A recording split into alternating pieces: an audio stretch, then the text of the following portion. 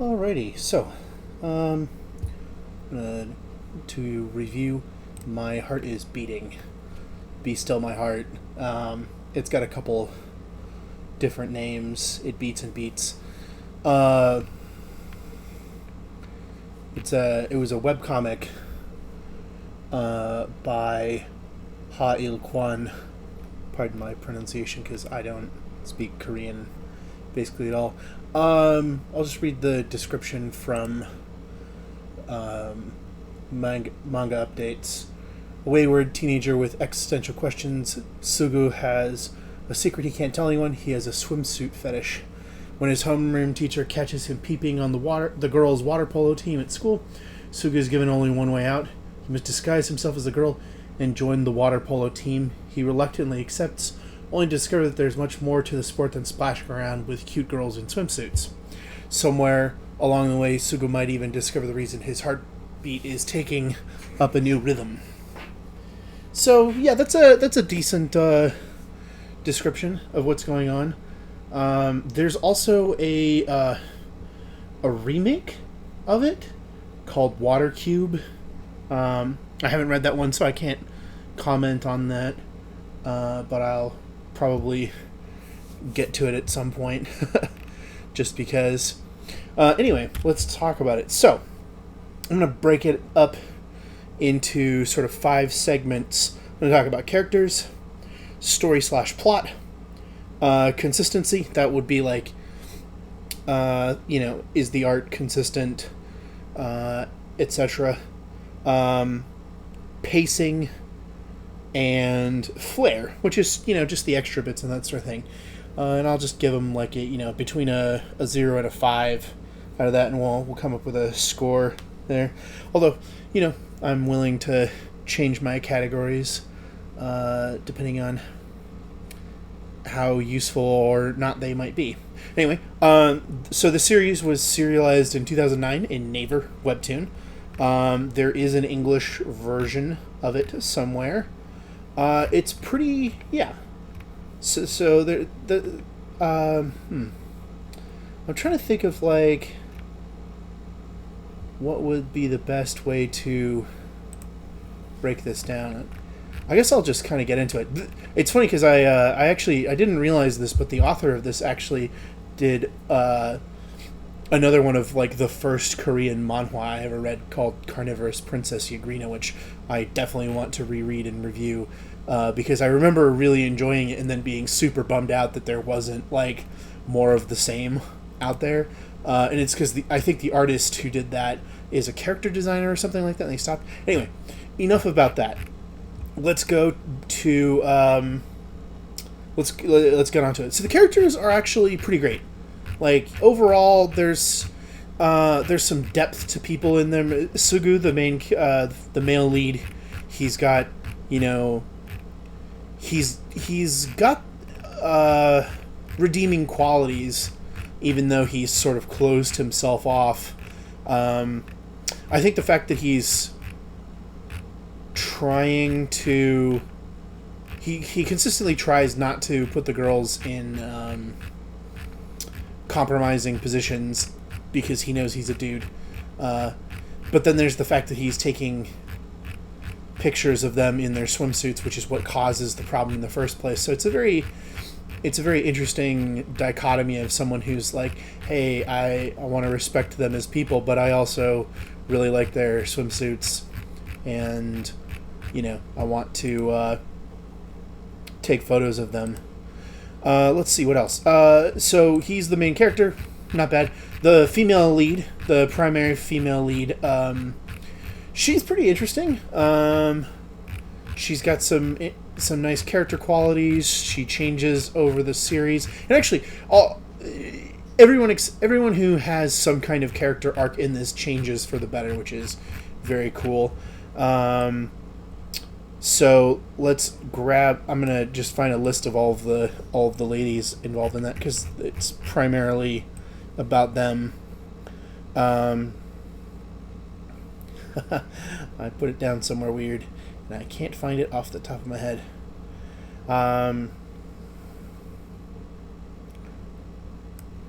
Here we go. I think this is correct. So, we've got the girls are interesting because they've all got their own thing going on, which is neat. Like they all have a nice design that makes them stand out from each other. You know, they've got different body types, different hair types, different characters. They all feel like real-ish people. There's a few of them that are a little flatter than others. So I'm gonna go in order that they're introduced in the actual manhwa. So Hyomin, she's got red hair. She's basically always wanted to play water polo, and this is the first time that she's been able to play it for realsies. On like a sports team. She's pretty hot-headed, and she'd be like the main character of a sports manga. Then there's her good friend Soo-young, who she's kind of like, I wouldn't say that she's like shy, but she's just kind of like, she's way more mellow than Hyomin, so she's kind of cool that way. But she's, they're just friend. They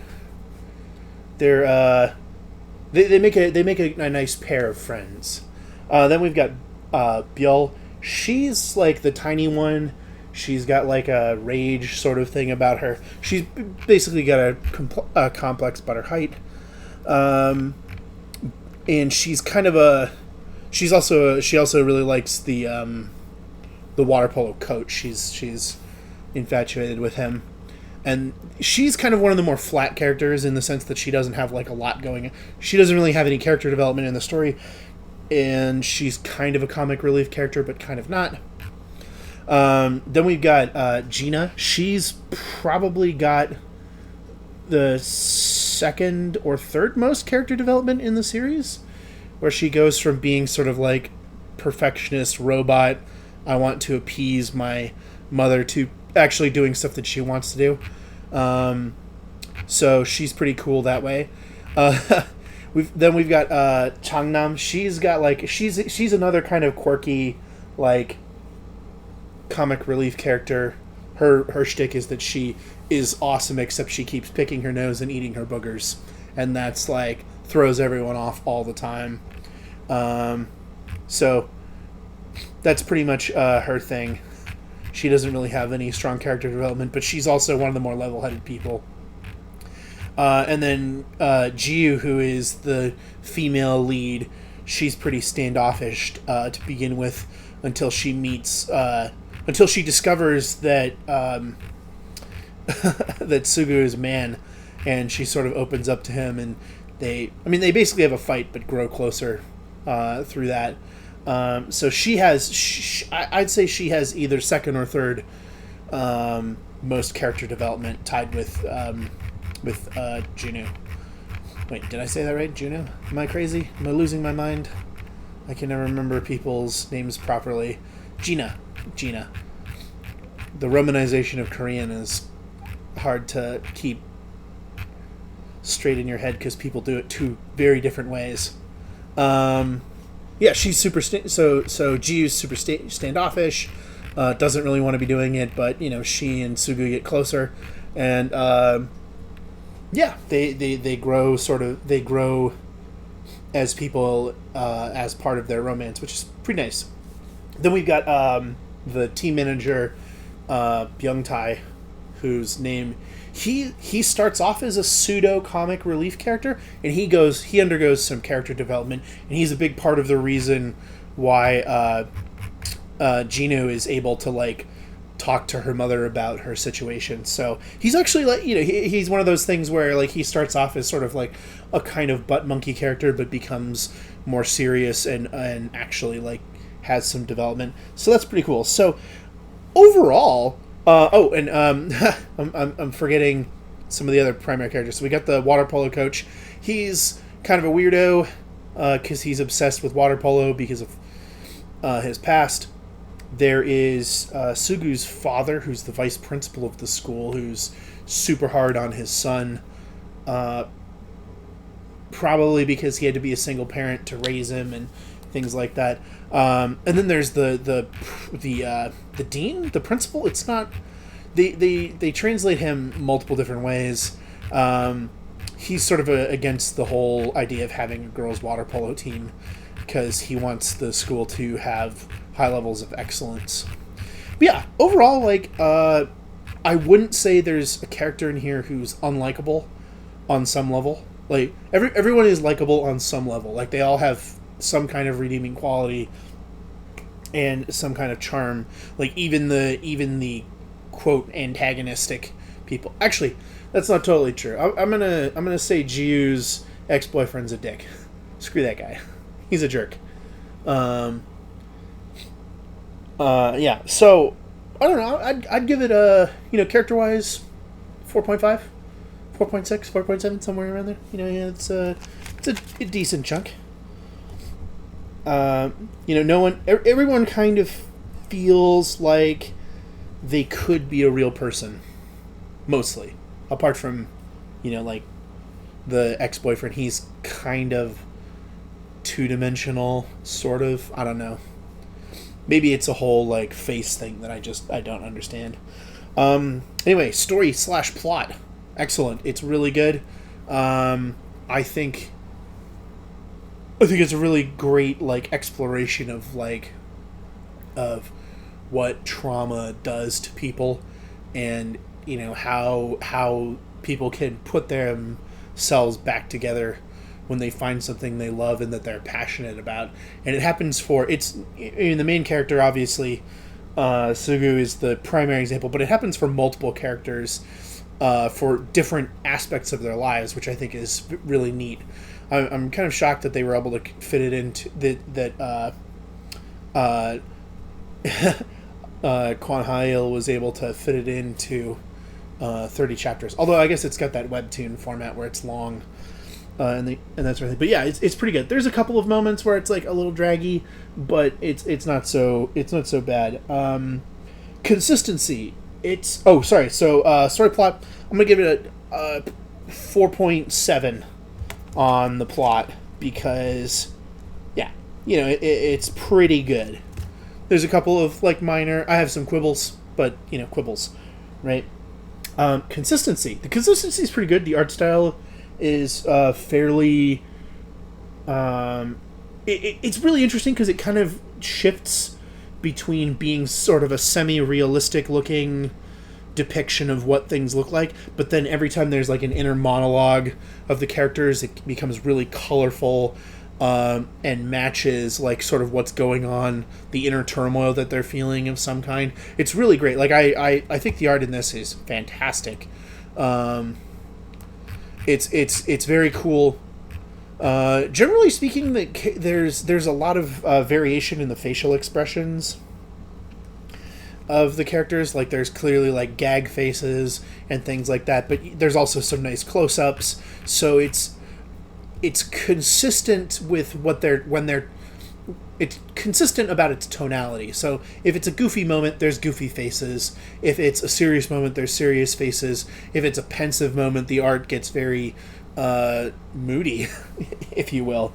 Like, I think it just in terms of the art, it's very enjoyable. Like, the use of color and everything is really good.